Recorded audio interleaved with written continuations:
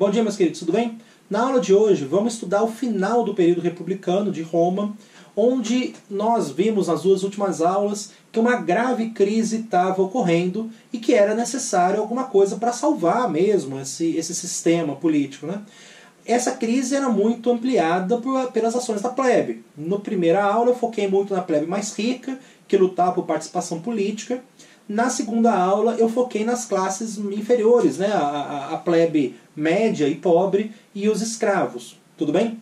Agora, por mais que eles, entre avanços e retrocessos, a plebe conseguia algumas vitórias, né? Perdia outras, mas essa luta pela plebe, ela causava, né, que tinha como consequência a própria descrença nesse período republicano. Principalmente quando a gente vê, por exemplo, os irmãos Graco, que fazem uma série de propostas e são assassinados pela elite, né, pelos patrícios do Senado. Tudo bem? Agora, no meio dessa crise toda, 3 generais romanos vão estabelecer um acordo e meio que dividir o poder entre eles. Vão ser Crasso, Pompeu e Júlio César. Beleza? O Crasso e o Pompeu, eles eram meio que os cônsules mesmos, e eles chamam o Júlio César para participar. Agora, o Júlio César, ele vai ser o grande nome, tá, desse período aí. Na hora que você tem esses 3 caras participando, a gente vai falar de um triunvirato, tá? E aqui, para dar um ano para vocês, a gente está no ano de 60 a.C. Então, nesse ano de 60, o poder político em Roma vai ficar na mão desses 3 caras. Pompeu, Crasso e Júlio César. Júlio César mais poderoso. Ele era mais poderoso porque ele vai conseguir estabelecer as últimas grandes vitórias romanas. Não que o exército romano não tivesse parado de vencer ou qualquer coisa, mas o exército romano tinha tido uma queda no seu desempenho. Eu falei para vocês na aula passada até que o Mário ele vai estabelecer os salários para melhorar a capacidade de luta dos seus soldados. O próprio Graco, né, ele vai falar da reforma agrária, muito para tentar fazer com que a plebe mais pobre conseguisse espaço para ir para a guerra sem se preocupar com os seus ganhos, com as suas finanças, e com isso lutar com mais empenho.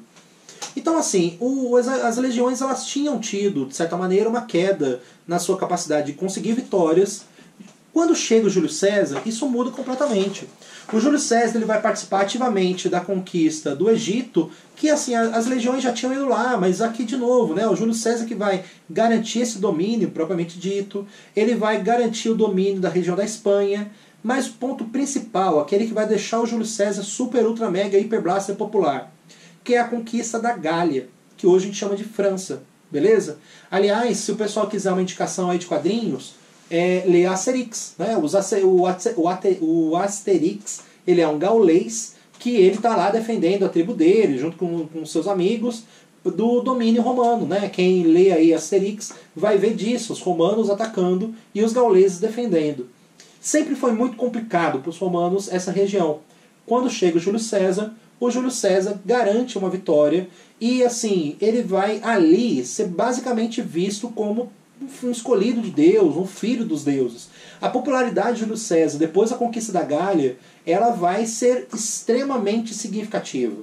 Os seus soldados o amam porque ele pagava os bons salários e porque ele trazia vitórias. Já a plebe mais pobre vai ver nesse cara o escolhido de Deus mesmo. Assim, o Júlio César vai ser o cara dentro de Roma.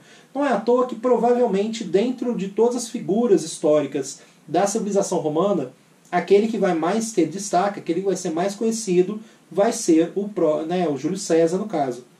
Vocês terem uma noção da importância, quando começar o período imperial, que vai ser o assunto das nossas próximas aulas, o título do imperador era César, em homenagem ao Júlio César. Tranquilo? Mas bom, essa popularidade muito grande de Júlio César vai causar problemas para a própria república.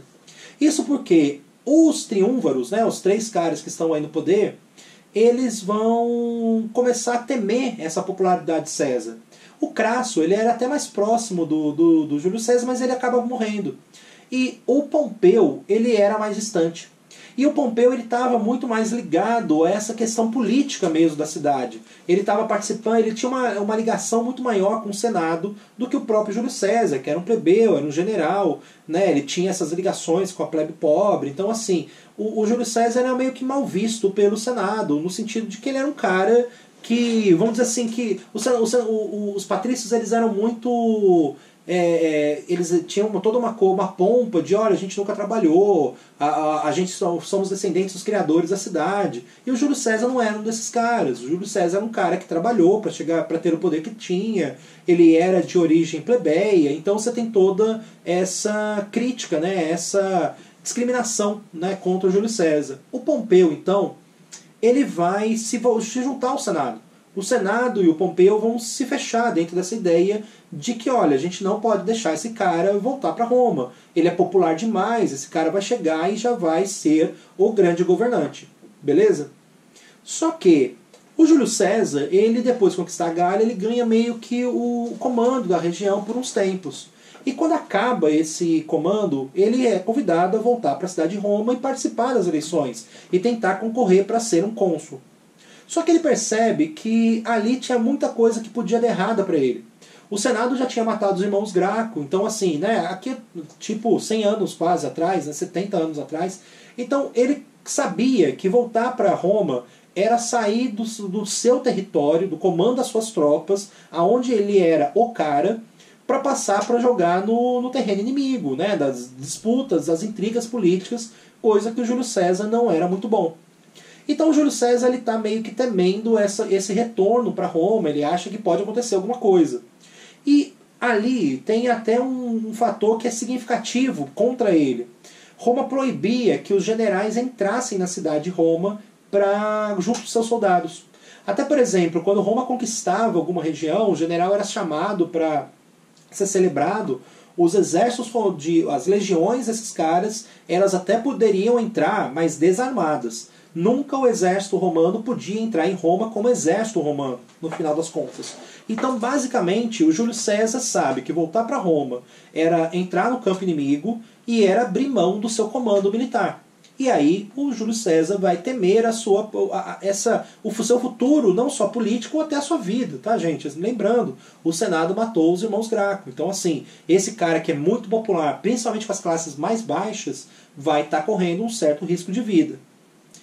Mas ele tem que voltar, né? O período dele como governador da Gália tinha acabado, ele tinha que voltar.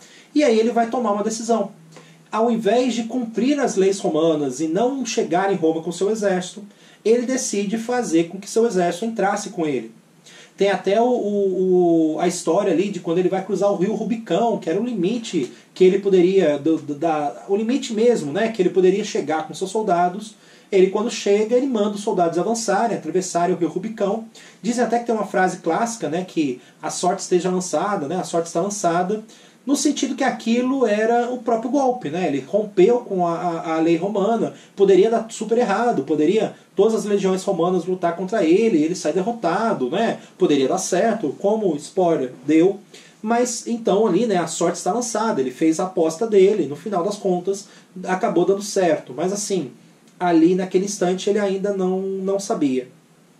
Agora, com as suas tropas, o Júlio César marcha sobre a cidade de Roma, o Pompeu foge e boa parte do Senado acaba fugindo com ele. Eles vão fugir para a região dos Balcãs, tá? A região norte aí da Grécia. O Júlio César manda suas legiões para lá, vai matar o Pompeu e vai perseguir muito severamente esses membros do Senado que haviam fugido. E aí ele vai ser o líder de Roma, ele vai ser o grande nome da civilização romana, da República Romana.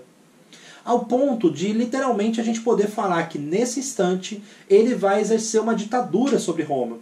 E por que uma ditadura? O ponto inicial aqui para a gente entender, ele não rompe com a República, tá? Então o Senado continua lá, a Assembleia Popular criando leis continua lá, todo o funcionamento da República se mantém. Mas todo esse funcionamento da República estava diretamente controlado pelo César. As assembleias populares, por exemplo, onde as leis eram escritas, cara, os populares, os plebeus mais pobres eram literalmente aqueles que mais endeusavam, e aqui o endeusavam é quase literal, tá? O Júlio César. Então, assim, todas as decisões que o Júlio César tomava, todas as ideias que ele tinha, acabavam sendo ratificadas pela Assembleia Popular. E o Senado, que viu uma boa parte dos senadores fugindo, o que o Júlio César fez? Ele escolheu quem ia completar o Senado. Então ele vai colocar pessoas do seu agrado, pessoas da sua confiança dentro do Senado. E nisso ele vai enfraquecer o Senado, que vai ser seu, no final das contas, e vai enfraquecer essa Assembleia, que também vai ser controlada por ele. Então toda a política romana vai ser controlada pelo Júlio César. Por isso a gente pode falar de uma ditadura. Tranquilo? Agora, quais que são as grandes propostas dele? As grandes propostas dele são leis que vão ajudar a plebe mais pobre. O Júlio César vai bater de frente com os patrícios. Tranquilo? E os patrícios que sobraram na cidade, os patrícios que ainda tinham uma relevância dentro do Senado, vão começar a conspirar contra o Júlio César. Eles não vão gostar desse fato que o Júlio César virou um ditador. E, aliás, aqui um pequeno parênteses, né? Na primeira aula da República, eu falei que existia o cargo de ditador em Roma, que era quando tinha alguma crise, alguma guerra, estabelecia um ditador, mas por um período de 6 meses. O Júlio César, ele é um ditador mesmo, porque o cargo dele passa a ser esse. Mas o cargo, em vez de ter um período de 6 meses, vai passar a ter 10 anos e depois de um tempo vai passar a ser vitalício. Então o Júlio César seria ditador até o final da sua vida. Tudo bem? Falar de ditadura de Júlio César nesse instante não é algo nem perto de estar errado, tá? Completamente certo, tá? No final das contas. Agora, falei para vocês então que o Senado tem uma conspiração contra o Júlio César, né? Os patrícios têm uma conspiração contra o Júlio César. E um dia, aqui a gente já está em 44 a.C., o Júlio César é chamado para ir ao Senado e lá ele é assassinado por punhaladas. Tudo bem? Aliás, tudo bem não, né? Acabei de falar que uma pessoa foi assassinada, não pode estar tudo bem. Mas ele é assassinado uma parte dos senadores. Aqui tem outra frase, né, que o Júlio César acaba sendo bastante conhecido, que seria o Atetu Brutus, né? Que a gente não tem muita prova que ele falou isso não, tá? Assim, o Brutus seria um afilhado político dele, que também participou dessa conspiração, seria um desses caras que o Júlio César colocou no Senado, que ele confiava, e que teoricamente um desses caras teria participado da conspiração para matar o César. Mas essa frase se populariza com Shakespeare, tá? Num dos livros de Shakespeare ele vai falar do Atetu Brutus. Não se tem muita prova que ele disse isso não. Mas assim, a frase é tão boa, né? A gente gosta de falar que ele falou isso mesmo. Assim, provavelmente... vamos falar que ele falou. O Shakespeare tem razão. Ele tem outra frase que é meio conhecida, tá? Diz que quando ele chegou na cidade de Roma com as suas tropas, ele mandou um vi, venci. No sentido de que eu vi tudo acontecendo, eu vim aqui para ver eu vim para cá e para ver o que estava acontecendo e cheguei e eu venci, né? Eu dominei tudo aquilo toda essa situação, né? Dando uma impressão de que era muito fácil conquistar a República, que tudo era muito fácil para ele, né? Pela sua habilidade militar e tudo mais. Mas bom, foi assassinado, né? Invariavelmente, apesar de toda a sua habilidade militar, ele é assassinado. Os senadores, a gente pode entender que esse assassinato era meio que uma tentativa de voltar tudo ao normal, tentar restabelecer a política romana como era antes. Mas se foi esse o pensamento dos senadores, moçada, deu super, ultra, mega, hiper blaster errado. O que não aconteceu foi o retorno da normalidade. Literalmente, aquilo só agravou ainda mais, porque o Júlio César era muito popular. Nem a plebe mais empobrecida e principalmente nem as legiões vão aceitar os senadores voltando a governar. E os dois principais generais ligados, né, vamos dizer assim, os generais subalternos ao Júlio César, eles vão ameaçar o Senado. E a ameaça era muito assim, olha, vocês vão garantir tudo que o César fez, assim, vocês vão garantir as mudanças que o César trouxe, ou a gente vai de novo, né, com as legiões, atacar vocês. E isso vai acabar sendo um acordo, tá? Assim, a princípio, esses dois generais eles vão meio que fazer uma vista grossa. Olha, a gente não vai perseguir ninguém por ter matado o Júlio César, né? Assim, e, cara, dentro desse acordo, esses dois generais, que vão ser Marco Antônio e Lépido, eles vão meio que assumir o poder. Só que o Marco Antônio e o Lépido, eles sabem que o poder deles vem de Júlio César. Então, para garantir ainda mais essa ligação com César, eles vão chamar um parente do César para compor também este governo. Então a gente vai criar o segundo triunvirato, aqui a gente está em 43 a.C., que vai ser o Lépido e o Marco Antônio, que são dois generais ligados a César, e um sobrinho do César, que é o Otávio. Tudo bem? Fácil de vocês imaginarem que no meio dessa confusão toda, né, as revoltas da plebe, revolta de escravo, as províncias percebendo que Roma está em crise, algumas delas falando em se separar. No meio dessa confusão toda, a civilização está em crise. Então os três triúnvaros, né, essa segunda fase, esses três novos governantes, eles vão decidir meio que se dividir para garantir, a partir das províncias, garantir a ordem dentro da civilização. O Lépido, que vai ser o mais fraco, tá? Vai ser, no final das contas, vai ser o último instante que eu vou falar dele. O Lépido vai para o norte da África, mais a região ocidental. Já o Marco Antônio, ele vai para a região mais oriental, ele vai se estabelecer no Egito, tudo bem? E lá ele vai conhecer a Cleópatra e vai, inclusive, se apaixonar, eles vão se casar, vão ter filhos. Só um ponto aqui da Cleópatra, quem colocou Cleópatra no poder foi o próprio Júlio César, tá? Eu falei para vocês que o Júlio César chegou aí lá no Egito para estabelecer o domínio romano, e aí tem uma disputa pelo o cargo de faraó, e é o Júlio César que garante a Cleópatra. Inclusive eles têm um filho, tá? Que é Ptolomeu, que depois vai passar a ser faraó no Egito, tá? Mas nesse instante, né, depois da morte do César, o Marco Antônio vai lá e se casa com a Cleópatra, tem filhos também. Tranquilo? Então, ó, o Lépido foi para o norte da África Ocidental, o Marco Antônio foi para o norte da África Oriental, né, no Egito, e o Otávio ficou em Roma. E lá em Roma, o Otávio vai fazer duas coisas. Primeiro que, apesar do Marco Antônio e o Lépido terem prometido uma vista grossa ali para a oposição ao Júlio César, o Otávio não vai fazer essa vista grossa. O Otávio vai começar a perseguir os seus opositores, os opositores de César, e matar esses caras, no final das contas. E isso vai fazer com que a cidade, ela, a partir de um clima de terror, comece a meio que apoiar o Otávio. Não porque o Otávio é bonzinho, muito pelo contrário, eu acabei de falar para vocês que ele está matando geral. Mas ele vai ser efetivo nas mortes. Então o que vai acontecer? A oposição vai desaparecer, porque literalmente ele vai exterminar a oposição. E nisso, cada vez mais Roma, a elite romana, vai estar mais ligada a Otávio. Aí, como eu falei para vocês, o Lépido ele é mais fraco, tá? O Lépido, dentro dessa ideia da crise política dos três, ele vai ser derrotado. Mas vamos focar aqui no Marco Antônio.